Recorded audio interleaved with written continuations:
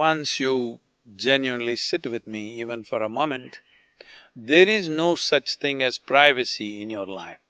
I can enter every aspect of your life if you're willing.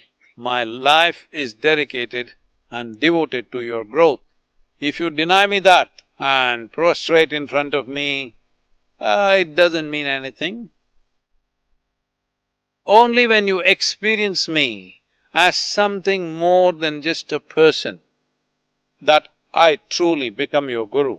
Until then, I am not. I'm like manure.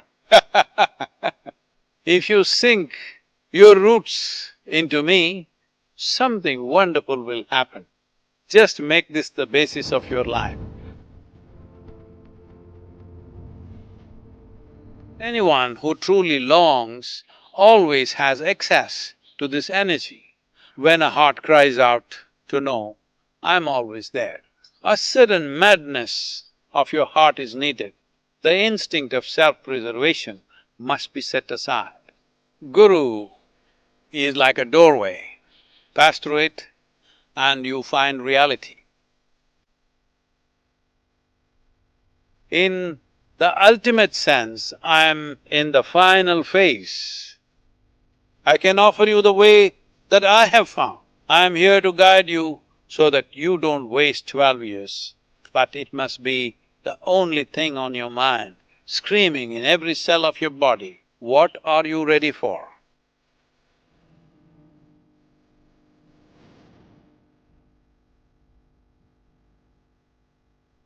Namaskaram, welcome to 360.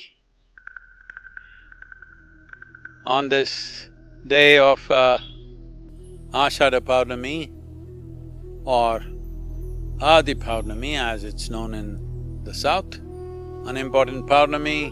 It's called as Guru Purnima because it is on this day, Adi Yogi, the first yogi, turned into Adi Guru. The full moon has long been revered as a source of soma, the divine nectar that fills us with a sense of bliss and vitality.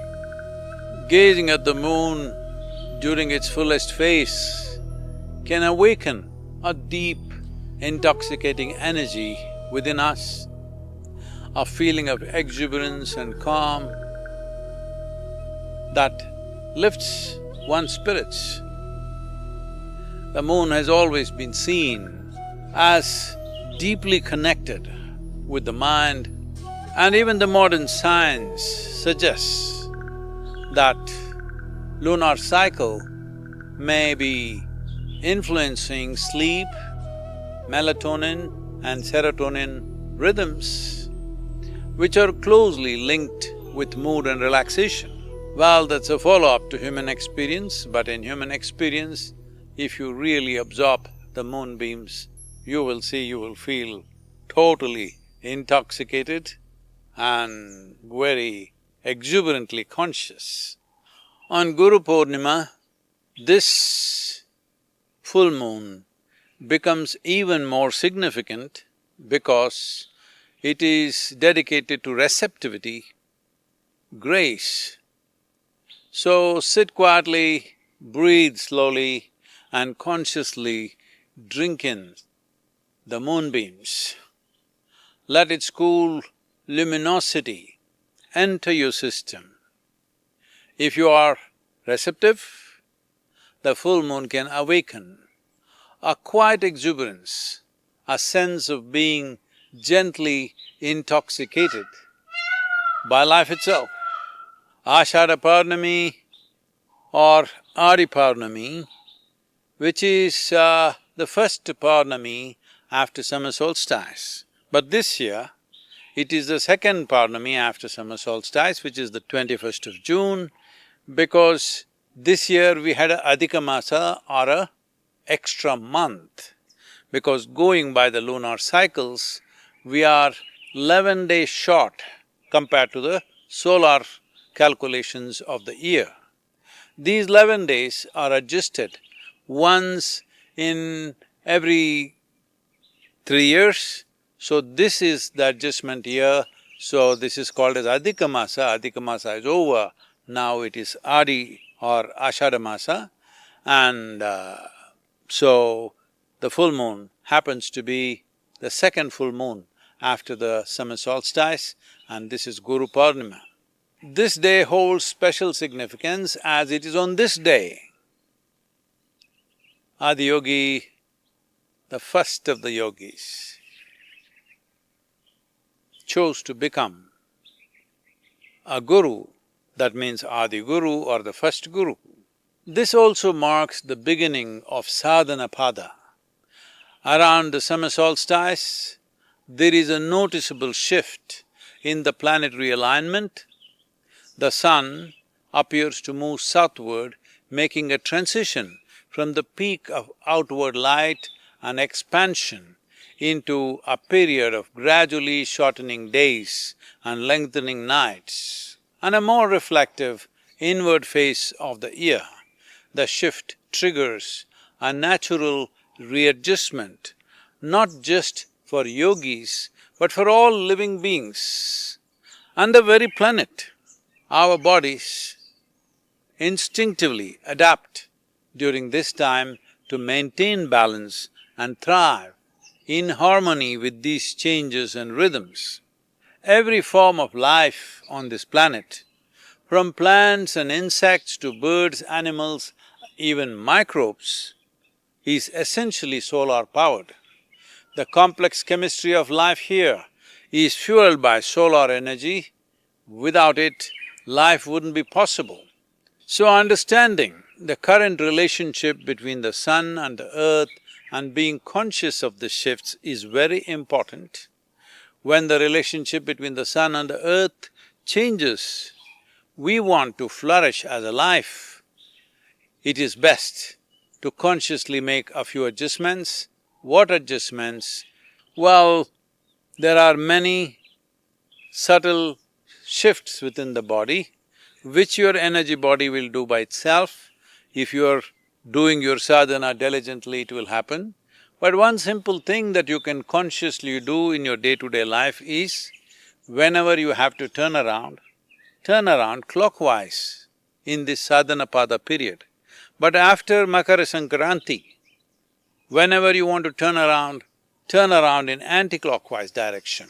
Over 15,000 years ago, on this very day, Adiyogi was making certain subtle alignment shifts within himself, when he noticed 7 remarkable beings, shining, ethereal in their brilliance, sitting and waiting for him. These 7 beings today in this civilization are celebrated as the Sapta Rishis or the 7 sages. The Lord says that when these sages first came to Adiyogi, they requested him, pleaded with him, please show us the way. We want to know what you are experiencing. As he sat still, unmoving for months on end, they want to know what is it that makes a man sit like this, that he is beyond his physical nature. They wanted to know that. So, Adiyogi, not much interested, but just to shake them off, he gave them a few preparatory steps and said, you do it, let's see.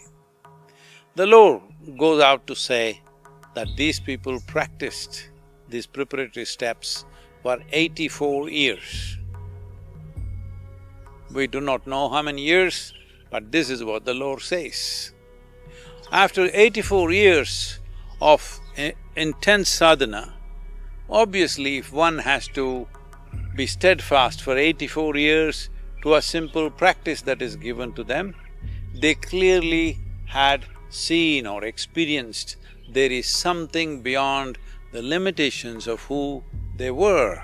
So they quietly pursued this sadhana, and on this day, when he was consciously making changes within himself and probably he turned clockwise and they were sitting right here.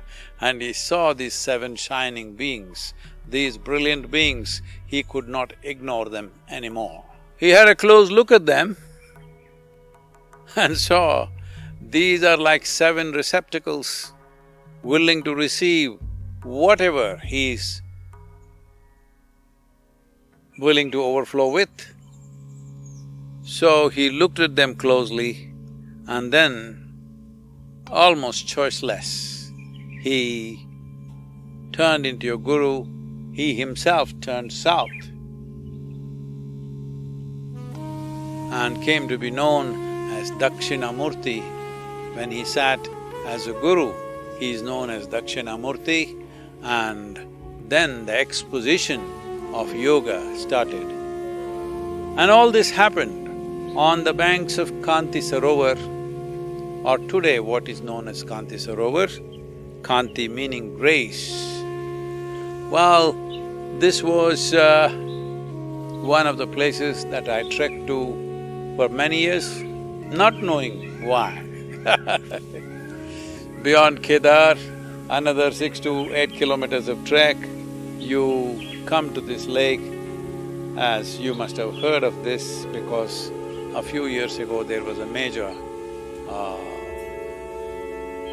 unfortunate incident where a lot of people lost their lives because this glacial lake burst forth. It's on the banks of this lake that the first exposition of yoga happened. So, this is known as Kanti Sarovar because essentially yoga is not a philosophy, a teaching, new set of beliefs, no. It is an overflowing of grace out of which one gets to dissolve the individual boundaries and comes to union with the existence or with the larger whole. This is why yoga means union. So, this happened out of teaching, scientific exposition, for the sake of understanding. All these things are to quell the human intellect, but the real thing happened because he overflowed with grace.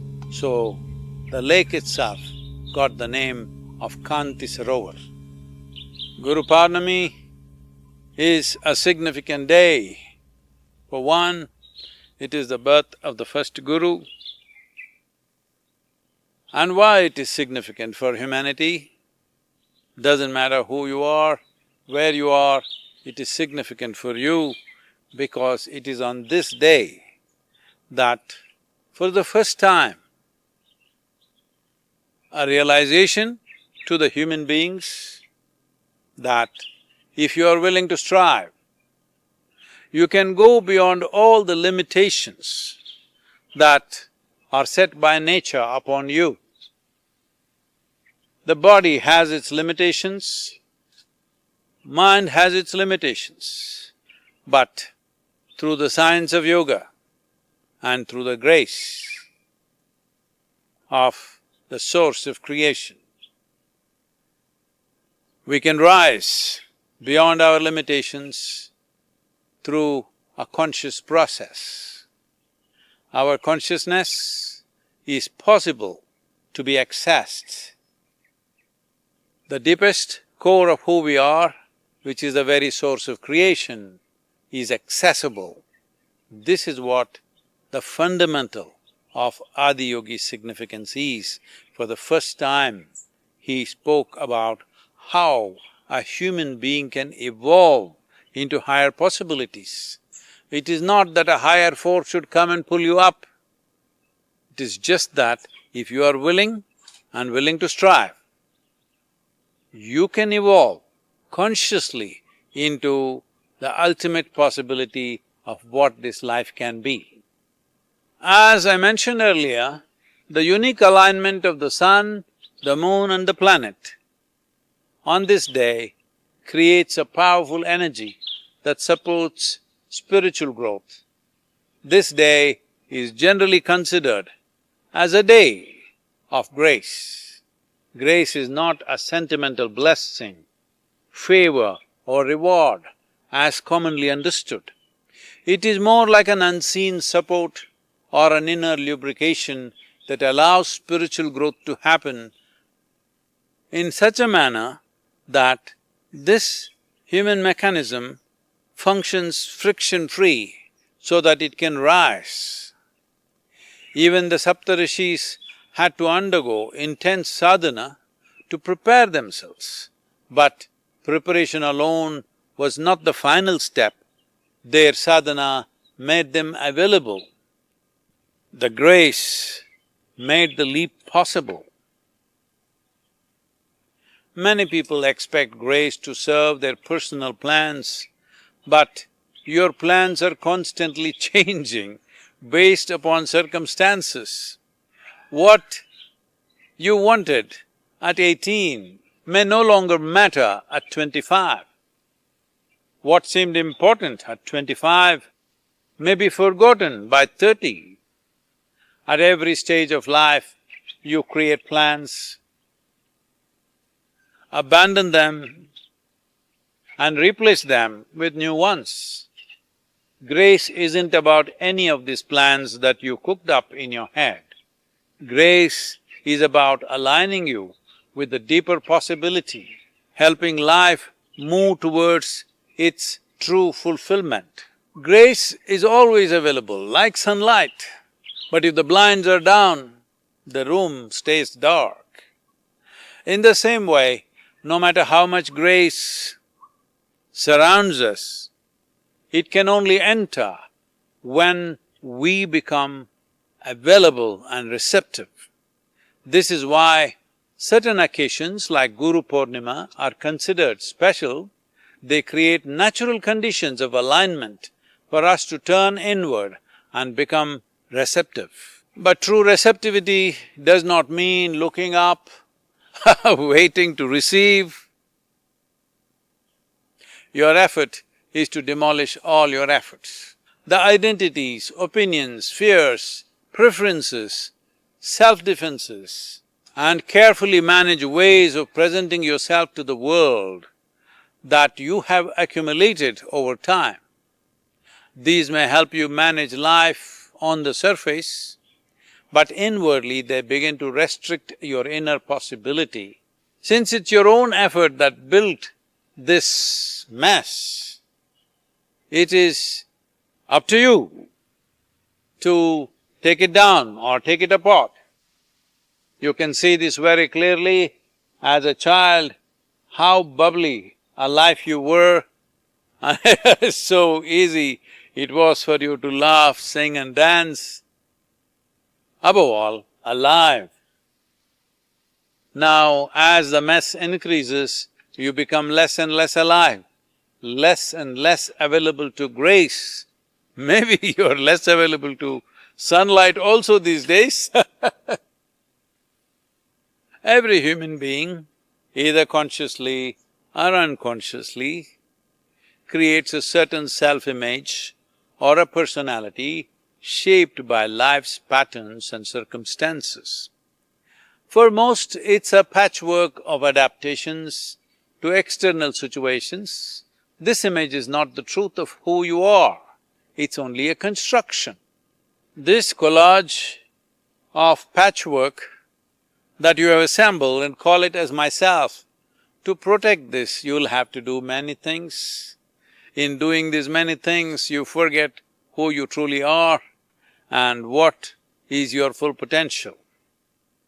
Then you gather a certain kind of vasana or scent, and then you entirely forget as to who you are. Shankaran Pillai had a small farm, a medium-level farm in Tennessee, and one day he was driving his tractor loaded with hay. The local trooper came and flagged him down and said, "You're speeding." Asked him to get down from the tractor and gave him a full lecture about how he's risking everybody's life by driving the way he's driving, full lecture.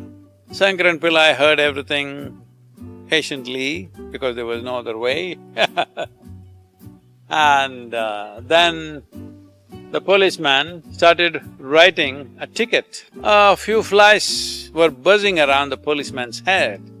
Then Shankaran Pillai looked at him and said, "You seem to be having trouble with these circle flies." Then the policeman said, "What are circle flies? I've never heard of circle flies." So Shankaran Pillai said, "In a farm, always there are certain flies which are buzzing around a mule's ass, and they are called circle flies." The policeman continued to write the ticket, then he raised his head and said, "Are you saying that I'm a mule's ass?" Shankaran Pillai said, "No, no, no, sir. I have too much respect for police work. Why would I say such a thing?" Then the policeman continued to write the ticket. Then, after a long pause, Shankaran Pillai said, "Well, it's hard to fool those circle flies though." You may carefully manage your image before others and even to yourself, but life is not deceived by your performance. What you truly are, the quality of your energy, the compulsions you carry, the arrogance, fear, insecurity or pretense within you still reeks out of you. You may polish the surface, but what you carry within still finds a way to show. Grace becomes available when you're simply life, without too much psychological complexity. But the more you become entangled in self-image, personality and mental construction, the more opaque you become. This opaqueness makes you unavailable to grace. Unfortunately, it's become a fad in the world these days. Even so-called spiritual leaders are going about saying, "You must improve your self-image." Please dissolve your self-image, be like the breeze, that you can go through anything effortlessly. The point is not to appear humble, devoted. Humble means looking down, devoted means looking up. And above all, don't look spiritual. The point is to become transparent enough that grace can actually enter. Otherwise, even devotion can become a part of your personality, even spirituality can become another self-image.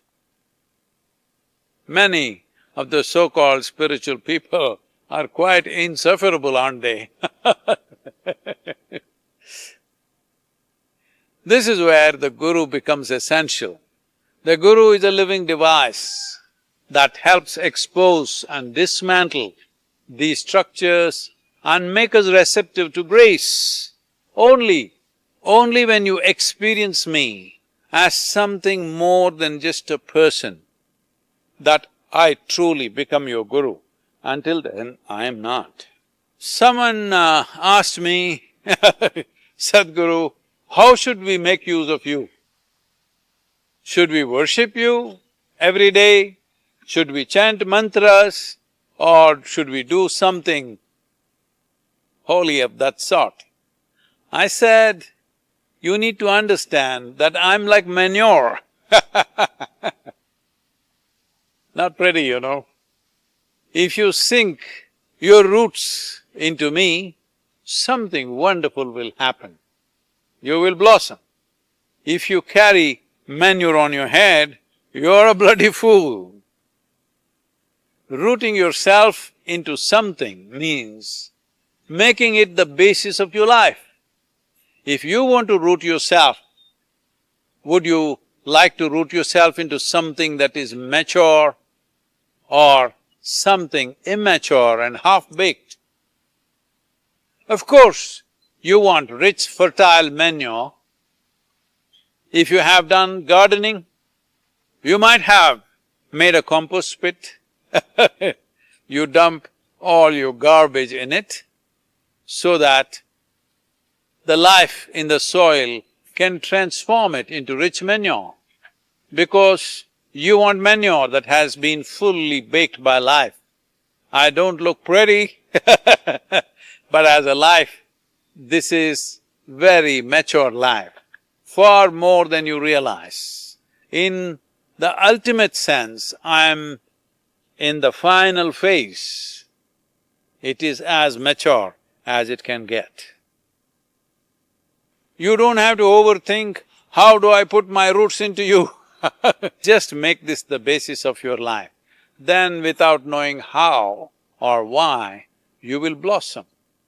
If you recognize something as nourishment, your life will naturally move towards it. It will permeate everything. That's all there is to it. But if you wander, distracted every day, it will only work as much as you allow it. As I said before, Guru is not just a person, the Guru is a possibility.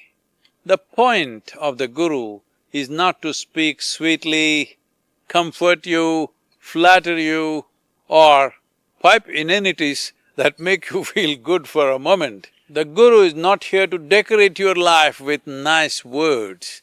The Guru is here as nourishment for your growth. The real nourishment does not always feel comfortable. It may disturb you, unsettle you, or make your limitations impossible to ignore. A Guru makes you uncomfortable enough that you long to move beyond to the next stage of life. Not everyone has access to the person, but anyone who truly longs always has access to this energy. I have initiated more people I have never met than those I have met. When longing is deep enough, I initiate them wherever they are. When a heart cries out to know, I'm always there. Guru is like a doorway. Pass through it and you find reality. One phenomenal doorway is Dhyanalinga, a living Guru of tremendous power. It's like a person with all seven chakras fully activated, a complete energy body. And highly refined energy system. Dhyanalinga is a living Guru without physical limitations. Dhyanalinga was consecrated so people can do their sadhana in the intimacy of a Guru. Physical Guru can only offer this in small groups, but Dhyanalinga allows large groups to experience it, and in a way, it is better that Dhyanalinga has no physical body. Once you see someone as a human being, he has to fit in to your logical ways. If he doesn't, you won't see him as enlightened. You will think he is crazy. Dhyanalinga does not have any of these problems because, well, you don't see him as a living person. The moment there is a person, you have templates into which he has to fit. I've done my best not to fit into anybody's templates but still, always people go on defining me under disappointed. If one day I fit into their template and another day I don't fit into their template, they are deeply disappointed. So a Guru is an instrument, a doorway to the beyond. It helps you move beyond your psychological reality into existential reality. Beyond the world you have fabricated in your mind, to experience the world as it truly is. There was a powerful sage by the name of Vishwamitra. The name literally means the friend of the world. Today I'm seeing some news channels are calling our Prime Minister, Narendra Bhai Modi, as Vishwamitra. It's a very inappropriate thing because they are trying to say that he is the friend of the world because of the relationships that he's building around the world. But in our culture, Vishwamitra means an embodiment of anger and instability. Definitely he is not that. So they are just going by the word meaning, but cultural context of Vishwamitra is different. Vishwamitra was a powerful and accomplished sage.